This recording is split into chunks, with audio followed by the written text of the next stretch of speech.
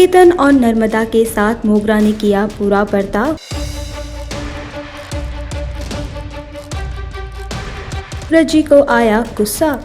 Colours के popular show Mahadev and सन से लेकर आ गए हैं आपके लिए न्यू अपडेट। अपकमिंग ट्रैक में आएगा नया मोड। जी हां, आपको बता दें कि मोगरा के बर्ताव से इन दिनों रज्जी काफी ज्यादा अपसेट है, क्योंकि वो देख रही है लगातार कि कैसे मोगरा नर्मदा और केतन को टारगेट कर रही है और केतन को नीचा दिखाने की कोशिश कर रही है। वहीं एक बार और मोगरा ने किया है केतन और नर्मदा को टारगेट, जिसके चलते दोनों काफी ज्यादा उदास है।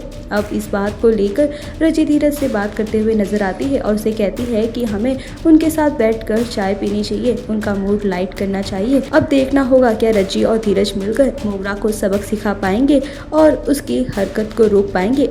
आपको क्या लगता है, हमें कमेंट करके अपनी राय जरूर बताएं और टीवी से जुड़ी इस तरह की लेटेस्ट अपडेट पाने के लिए हमारे चैनल टेली चक्कर को लाइक एंड सब्सक्राइब करना ना भूलें।